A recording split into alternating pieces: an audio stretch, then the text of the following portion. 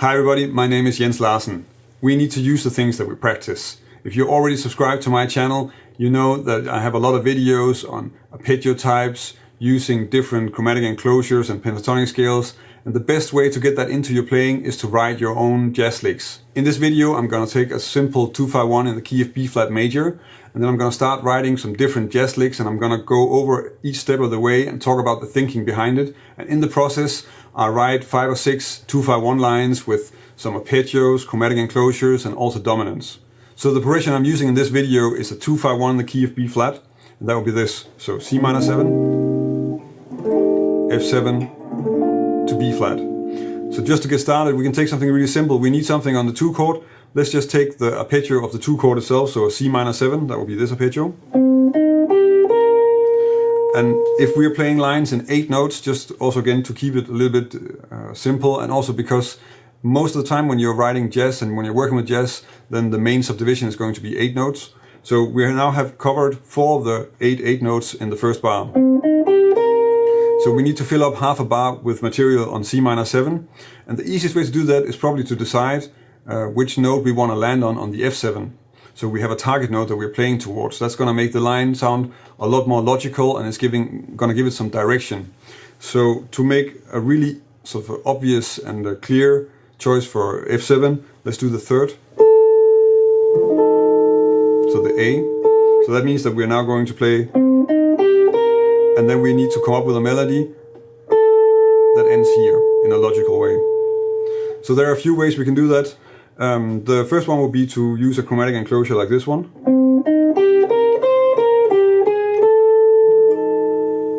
But we can also use a small fragment from a pentatonic scale. So actually this is from the G minor pentatonic scale.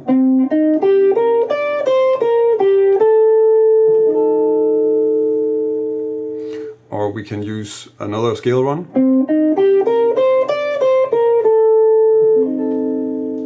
Or maybe a chromatic enclosure that has a few more chromatic notes. So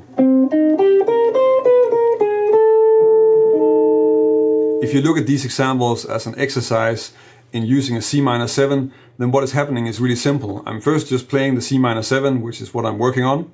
Then I'm deciding the target note on the F7 that I want to hit. And then I'm using the vocabulary that I already have to get a strong melody that leads us from the C minor 7 arpeggio and then into the F7. In that way I'm making melodies that are both playable and also that I can hear a strong melody using the new material, which is the C minor 7 arpeggio.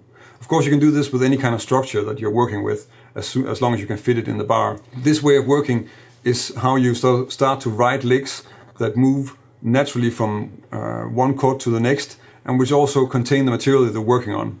Let's take it a bit further and then try to be a little bit more free with the target notes and the material that we use and how much direction it has, by making it a complete 2-5-1 line with an F7. So now that we have a complete 2-5-1, I chose to use the 3rd again as the target note on the B flat. And for the rest on the F7, so I'm just using one of the examples of the C minor 7, so I'm not really going to talk about that anymore because that's going to stay the same for now. And then I'm just going to make a few different variations of what we can do with the F7. So the first thing I'm playing on the F7 in this example is that I'm just playing the arpeggio from the 3rd, but then in an inversion, so it's an A half diminished.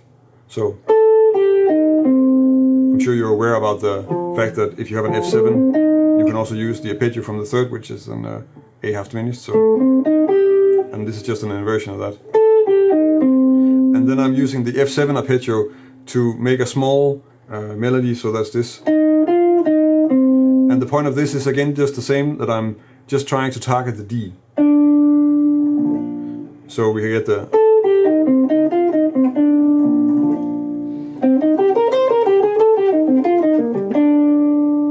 So in this example, again using the same C minor 7 line, and then on the F7 I also start the same way, so I start with the A half diminished arpeggio. But now I'm using it as a motif, so the way I'm constructing the rest of the line is repeating the melodic movement here. So is then turned into, I'm starting on F, so F, and then an E flat major triad. And then I'm resolving that to the D. Melodically what happens here just kind of sounds like, and then the way you hear, at least that's the way I hear it, the way you hear the rest of the arpeggio It's just some added embellishment, really, like this.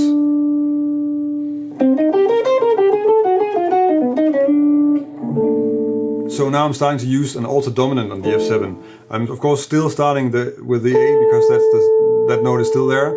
And I'm not starting with an arpeggio this time. So I start with a small scale movement, which is just moving around the scale in thirds. So, and this allows me to target the G flat on the 1 or the F sharp, depending on how you think about that scale. And then I'm running down a B major triad. And then again back up to the third, and then I can resolve that very easily to the D.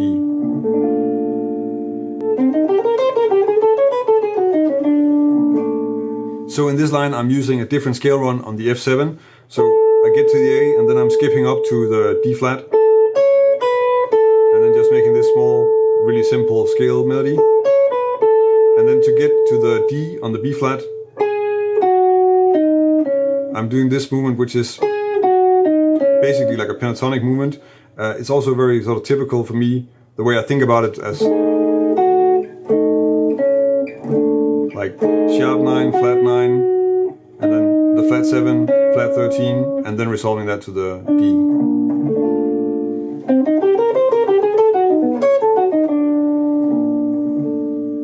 So in this example, I'm taking the same idea of using a part of the F7 altered line as a motif. So when I get to the F7 altered, I'm now again starting with an arpeggio. So I'm starting with a descending B7 arpeggio. And I'm using that as a motif. So I want to repeat the melodic movement, which is just a descending arpeggio. And I do that by going up a third and then playing an E flat half diminished arpeggio that I then resolve to the D because it targets very nicely down to the D here.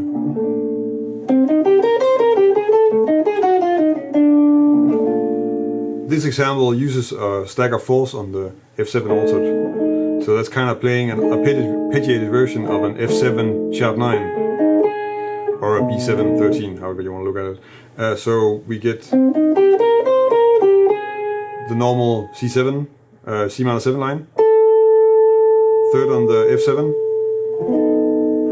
and then the arpeggio, so.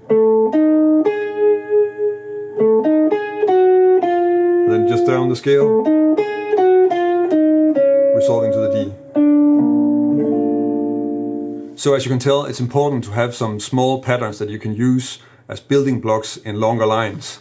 And that's also why I don't really study licks that are like complete 2-5-1 licks very often. I tend to just sort of play them and take them apart and then find the small bits that I like to use and then work with those. And I actually work with them in exactly this way. And that's probably what you want to aim for as well. So you want to have these small 3, 4, 5 note patterns that you can use and then just work on using them like this. Really sit down and compose a lot of lines with them and get used to sort of getting them to fit in your playing so that you can use them together with all the other things that you're working with. So maybe this is something I should try in a live stream and just take a progression and write some lines and show you the things that I try out and what I do and what I think about it. Let me know in the comments if you think that's a good idea. If you want to learn more and explore more about jazz guitar, about different arpeggios like the ones I used in this lesson, chord voicings, scale ideas, more on motivic development and stuff like that, then subscribe to my channel. I publish a new lesson every Thursday and I've been doing this for quite some time, so there's already a lot of stuff on my channel. And of course there's something coming every week. If you want to download a PDF of the examples and the 2-5-1 licks that I went over in this lesson, then go to the article on my website.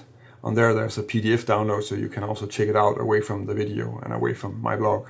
If you want to support me and help me keep making all these lessons, then check out my Patreon page. I have a small community on Patreon that support me and help me finding the time to keep on making videos. And if you support me on Patreon, I can also give you something in return. So I make small extra lessons for each of the topics that I cover in the weekly lessons. There are downloads of sheet music, access to some of my web store lessons and stuff like that. So check it out, maybe you can help me out, and I hope to see you on Patreon. That's about it for this week. Thank you for watching, and on to next week.